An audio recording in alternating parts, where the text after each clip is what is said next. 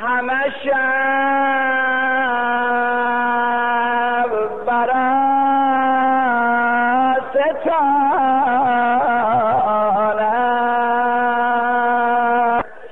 شده کار من گدایی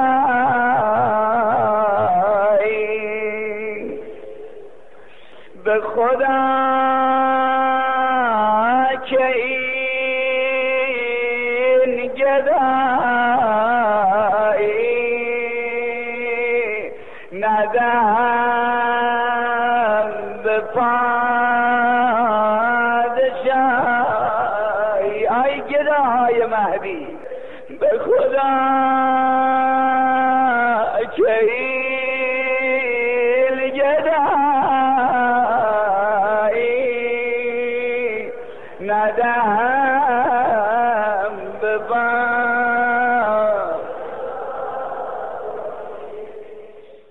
یه نفر از افرادی که شرفیاب شد محضر مقدس حضرت بقیت الله الاعظم، اون بنده خدای کاشانیه، عازم شد برای زیارت مکه. با یه مش از رفقای همشهری و کاشانیان با قافله اومدن تا عراق، اومدن نجف. دیدن هنوز قافله مکه حرکت نکرده، چند روزی در نجف موندن. این بنده خدای کاشانی مریض شد، حالش خیلی سخت شد. دکترها گفتنشون نباید حرکت کنه، اگر حرکت کنه خطر مرگ در پیشه میمیره. استطاعت بدنی دید نداره دیگه، مون.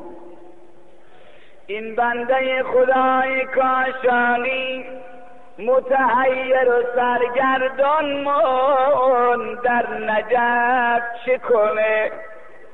قافله مکه عازم حرکت شد، رفقاش متحیر موندن. آمدن تو صحن امیرالمؤمنین، تو یکی از این غرفه ها، ایستاب غرفه و صاب مقبره رو دیدنش. گفتن آقا ما عازم مکه ایم، شما از این مریض ما پرستاری و پذیرایی کن، به هیچ نحوم احتیاج مالی و مادی ندارم، بلکه شما اگر حق مزدی خواستی برداری، اون چه خواستی بردار، مانعی نداره، فقط از این پریدایی کن. اگرم خوب شد سال دیگه مشرف میشه مکه. اینها رفتن ایساب مقبره، آدم بسیار بی ملاحظه‌ای بود. صبح که میشد در اتاق و به روی این مریض میبست و میرفت، عصر میآمد اتاق تاریک و اینم مریض و دل گرفته و در بسته و تنهام خیلی ناراحت شد. ای دل پژمرده بشو تا کار تو درست کنه، ای دل بیا بشکن تا کار تو درست کنه، ای دل بیا شکسته شم تا درست بشی. گفت یه روز خیلی حوصلم سر رفت و ناراحت شدم. صبح وقتی ایساب مقبره میخواست بره، بهش گفتم رفیق جان من که نمیتونم یه قدم بردارم، بیا منو کولم بگیر ببر وادی السلام. یه مقامیه در اونجا به نام مقام حضرت مهدی، او روزایی که من حالم خوب بود با رفقا رفتیم تو وادی السلام میگردیدیم، یه رو اونجا رفتم بیا منو ببر تو مقام حضرت مهدی بینداز، عصری وقتی میخوای بیای بیا منو کول کن بیار اینجا، هرچند بخوای بهت میدم.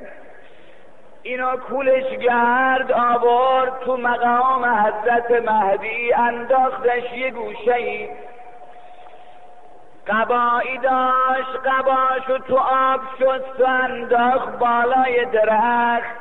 گوای مریض کاشانی همینطوری که شما اینجا افتادی نگاه کنی، قبای منو کسی نبره. این بنده خدا رفت از در مقام بیرون. کاشیه میگه یه دفعه من تو فکر رفتم به چه مناسبت اینجا رو مقام حضرت مهدی میگه. آیا حضرت در اینجا به کسی لطفی کرده؟ کسی در اینجا شرفیاب محضر مقدس ولی عهد شده؟ نمیدونم. گفت تو همین فکر بودم یه دفعه دیدم یه جوونی از در مقام وارد شد، مثل قرص قمر آمد از پهلوی من رد شد، یه سلامی به من کرد، رفت تو مقام یه گردشی کرد، اومد از پهلوی من رد بشه، یه چیزی عربی به من گفت، من نفهمیدم. من فارسی جوابش دادم، گفتم آجان من نفهمیدم چی گفتی. فرمود بهت میگم تو اهل کجایی؟ بنا کرد فارسی حرف زدن. گفتم آجان من از ایرانم. فرمود از کدوم شهری؟ گفتم از شهر کاشانم. گفت از کدام محله؟ گفتم محله سلطان میر احمدم. بنا کرد با من عجمی، اونم کاشانی، اونم مثل اونایی که تو محله سلطان میر احمدن، با زبان بومی محلی با من صحبت کرد.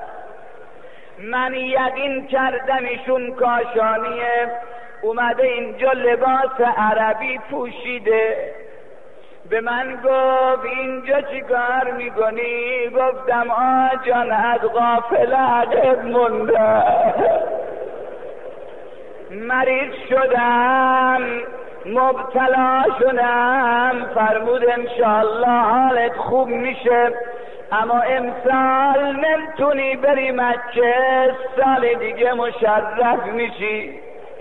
یه وقت پا شد بره، گفتم آجان من دل گرفته‌ام، اگه بشه لطفی کنی یه مقدار دیگه پهلوم بنشینی با هم صحبت کنیم.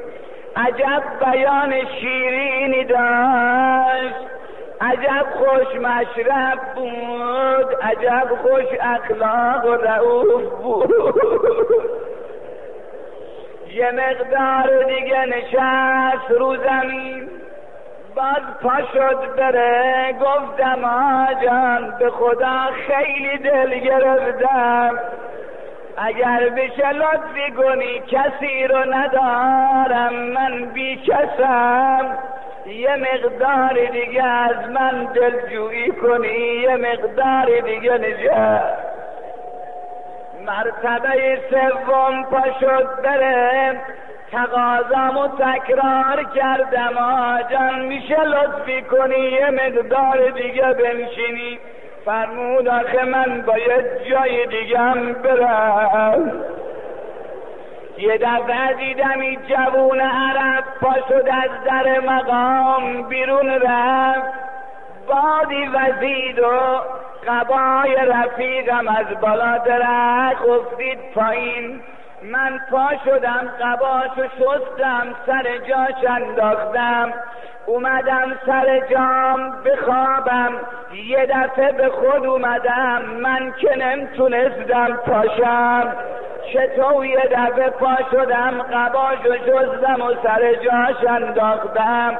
خودم هم شک کردم، یه چند قدمیم راه رفتم، دیدم ابدا احساس درد و ناراحتی نمی کنم. چطور شد یه دفعه من خوب شدم؟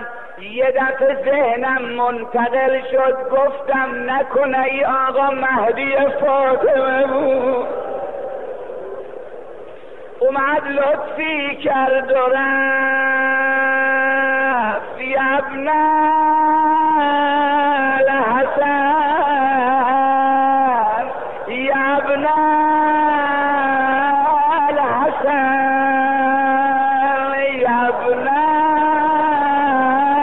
الحسن، یا ابن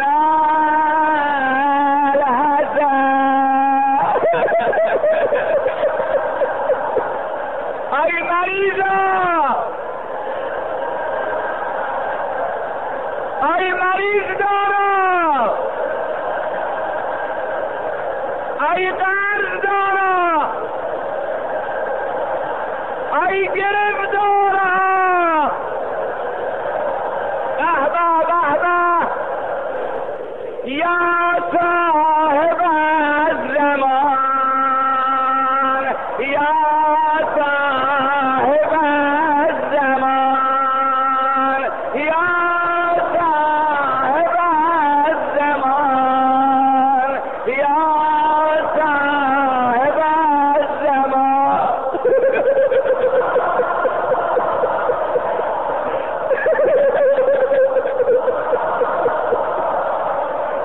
یا صاحب الزمان، یا صاحب الزمان، یا صاحب الزمان. اللهم صل على محمد وآل محمد.